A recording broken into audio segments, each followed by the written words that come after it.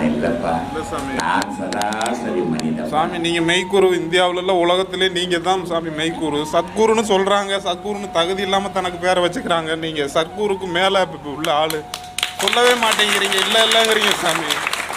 சத்குருன்னு தனக்கு தானே பேர் வச்சுக்கிறாங்க, நீங்கள் சத்குரு சாமி. உங்களுக்கு தெரியாததே இல்லை. நீங்கள் மகா ஞானின்னு சொல்லலாம், யோகின்லாம், மகான்லாம். நான் அதுவே இல்லை, மனுஷன்னு சொல்கிறீங்க சாமி. நீங்கள் எப்படியாப்பட்ட கடவுள் சாமி? ஏன்னா சத்குரு ஒன்றும் மறைய போவதில்லை. சத்குருன்னா என்ன அர்த்தம் தெரியுமா? சத்குருன்னா உடல் மண்ணில் விழாது. அப்போ இங்கே இருக்கிறவங்க உடலெல்லாம் மண்ணில் விழும்போது அவன் எப்படி சத்குருவாக முடியும் சொல்லு? மனிதனுடைய உடல் நம்ம மண்ணில் விழும், மகானுடைய உடல் மண்ணில் விழாது.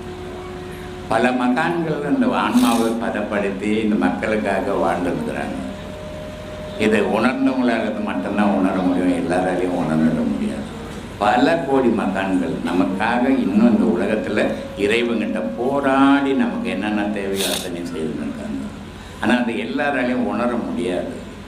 ஆனால் சும்மானா என்னுடைய தகுதி இல்லாத எனக்கு நான் சித்தர், புத்தர், மகான், சத்குரு இதையெல்லாம் என்ன பண்ண போகிறான் அத்தனை பேர் வச்சுக்கின்னு. ராமகிருஷ்ண பரமஹம்சர் ரொம்ப அழகாக ஒரு கதை சொல்லுவார். ஒரு மாணவன் படிக்கிறான். படித்த 4 உபதேசம் ஆகியிருக்கேன் சாமி. நீங்கள் கனவுலேயே என்ன பிரச்சனையை தீர்த்துறீங்க சாமி. கனவுலேயே என் பல பிரச்சனையை தீர்த்துறீங்க சாமி.